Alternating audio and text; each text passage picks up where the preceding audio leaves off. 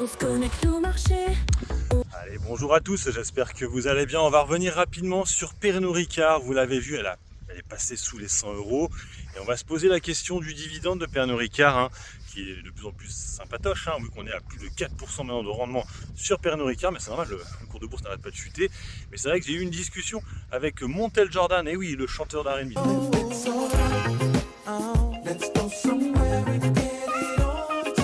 Non, pas le chanteur d'R&B, c'est un influenceur sur X. Et c'est vrai qu'effectivement, je n'avais pas vu, alors je ne suis pas actionnaire de Pernod Ricard, donc du coup, ça ne m'est pas non plus, j'ai pas recherché plus que ça. Mais effectivement, son dividende va être difficilement soutenable. Et du coup, je vais vous expliquer un peu pourquoi. Alors, il faut savoir, en fait, c'est vrai que moi, je n'avais pas vu parce que j'ai pas fait le calcul. C'est qu'effectivement, quand on regarde le free cash flow par rapport au dividende, eh ben, il dépasse, celui qui a été versé là, cette année, ou l'année dernière, je ne sais plus à quel moment ils l'ont versé. Il dépassait en fait le free cash flow. 123% du free cash flow, ça veut dire qu'en fait, il n'y avait pas assez de free cash flow pour verser un dividende. Alors, c'est vrai qu'il y a deux méthodes pour calculer ce payout ratio, comme on appelle ça. C'est-à-dire de savoir, sur du long terme, en fait, on utilise souvent le free cash flow pour se dire est-ce que c'est soutenable ou pas. On peut le faire aussi avec le bénéfice net. C'est plus simple en fait avec le bénéfice net par action. Alors pour faire assez simple, pour savoir si ça dépasse les 100%, imaginons qu'elle a un bénéfice net par action de 5 euros, elle verse 5 euros de dividende, elle verse 100% de son dividende. Si elle a un bénéfice net de, je sais pas moi, 10 euros et qu'elle verse un dividende de 15 euros, et ben là pour le coup ça dépasse, c'est pas bon. C'est-à-dire que sur le long terme, si elle continue comme ça, à chaque fois il faut qu'elle aille le chercher ailleurs, sur sa trésorerie ou je ne sais pas quoi, mais bon bref. Et ça c'est problématique. Alors bien sûr, il y a des sociétés qui le font ça, de dépasser à chaque fois le bénéfice net par action ou le free cash flow. Je pense déjà à, j'allais dire Compagnie des Alpes, non pas elle, peut-être, j'ai pas vérifié, mais c'est surtout ABC Bourse. ABC Bourse, pendant des années, elle dépassait son free cash flow, son bénéfice net par action, elle versait plus.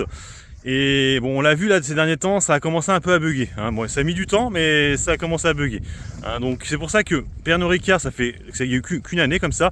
Je pense que cette année, ça risque d'être compliqué aussi parce que son compte de résultat a légèrement progressé, mais c'est pas suffisant. Et ce qui va risque de se passer, c'est qu'effectivement, il coupe. Alors quand on dit couper, c'est pas qu'il coupe entièrement le dividende, c'est qu'il risque peut-être de l'alléger un petit peu le dividende, en disant cette année on va verser un peu moins parce qu'on subit un peu la crise. Après ils peuvent aussi le laisser comme ça en disant non, on va continuer à le verser parce que les actionnaires sont là. Bon, après c'est des sociétés qui sont des très belles boîtes, donc c'est pour ça peut-être qu'ils vont le laisser comme ça, mais il faudra vérifier que ce ratio ne dépasse pas à chaque fois 100% parce que s'ils le font pendant 3-4 ans, à un moment donné, il va falloir vraiment qu'ils se posent des questions. Après, bien sûr, ils peuvent aussi le payer en vendant des actifs.